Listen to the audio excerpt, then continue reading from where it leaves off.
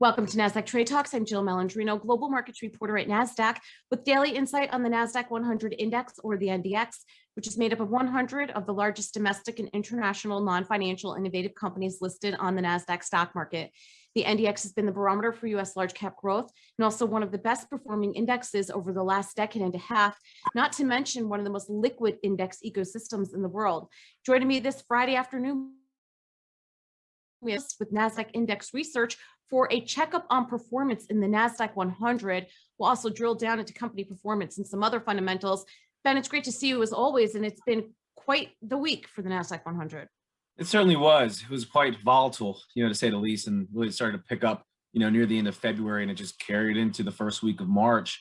And it really hit almost every corner of the market, right? The sell-off that we've seen, not just the Nasdaq-100. If you, really owned anything that was risk-like, it struggled, right? I think the best asset probably this week was, cash.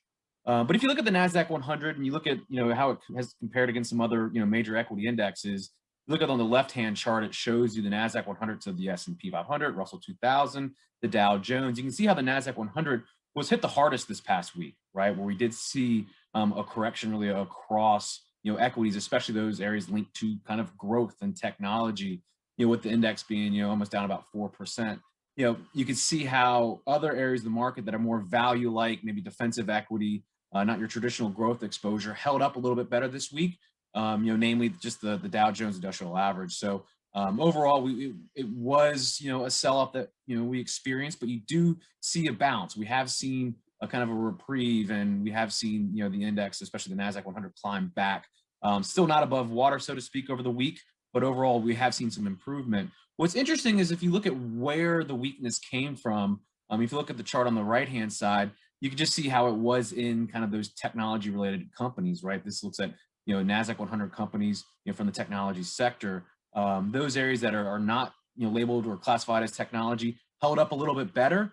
But again, they were not able to kind of, pivot or sidestep from the sell-off in equities this past week. And Ben, if we take a look at your second chart here, we can see Nasdaq 100 companies and really drilling it down a bit further in terms of where the performance was. Yeah, I wanted to show this just to show you kind of the depth and breadth of the weakness that we saw, right?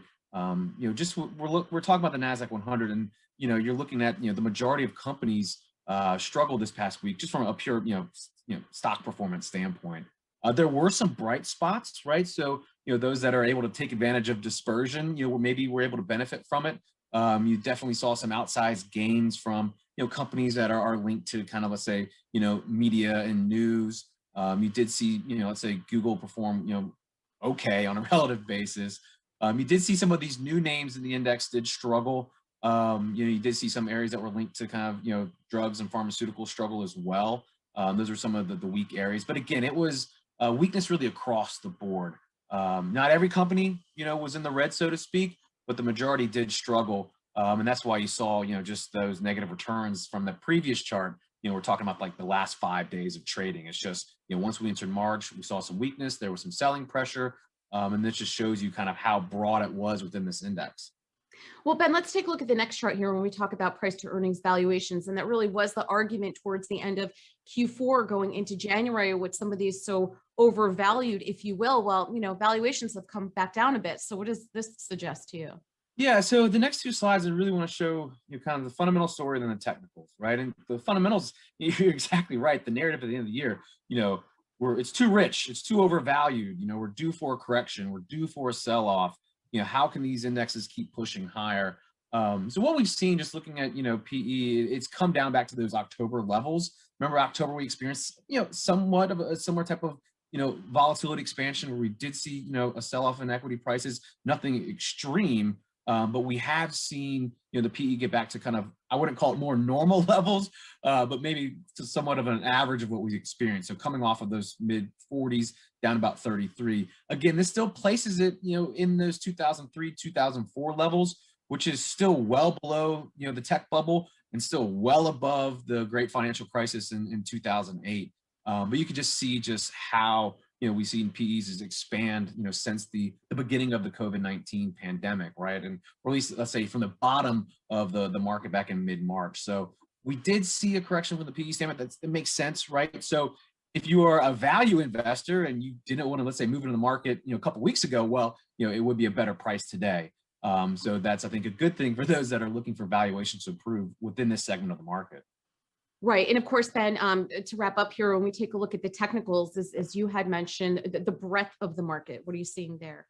Yeah, so this is important, right? Because I think you start to see the echoes of 2000 come back into play, right? You start to see some people circulate some sell side notes from 2000s. Are we at the bubble? Has it popped? What does this mean?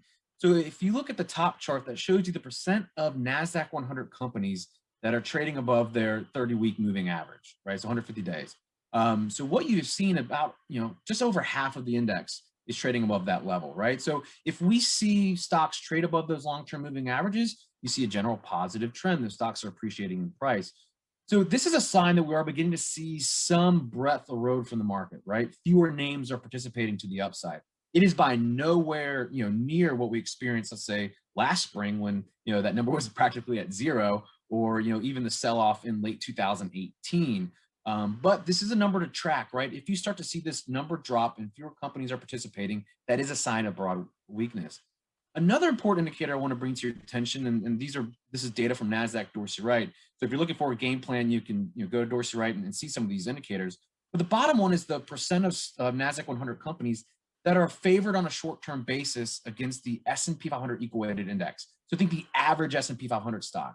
It's not alarming, but this is interesting, right? So what we have seen is that the percent of Nasdaq 100 companies, favored against an equal weighted basket of the S&P 500 names has dropped significantly, down to levels that we haven't seen since 2006. Now, this isn't a referendum against the Nasdaq 100. It just shows you that, hey, maybe we're seeing some strength elsewhere, right? And this is, makes sense, right? When we've seen small and mid-sized companies perform well, the value trade come back into vogue, energy performing well. But the point here is that we are seeing some breadth and maybe strength kind of pivot and move to some different places, but it's not necessarily a bad thing, right? The last time we saw these low levels, the Nasdaq 100 actually outperformed both the S&P 500 and the S&P 500 equal weighted index since that time, right? So if you look at August 2006 to the high in October 2007, or August 2006 to, let's say, the end of 2009, the Nasdaq 100 outperformed significantly since that moment. So again, we are seeing relative strength change a little bit, but it's not necessarily a bad thing. So we are seeing some weakness from a breadth standpoint. We are seeing some underperformance, but we have seen valuations improve. And there's a lot of indicators to keep track of. And so luckily, NASDAQ provides a lot of that research and a lot of that information. So if you're interested, check out our resources at NASDAQ.com. So thank you, Jill. All right, Ben. Appreciate the insight as always. Thanks for joining us on Trade Talks, and thanks for joining me. I'm Jill Malandrino, Global Markets Reporter at NASDAQ.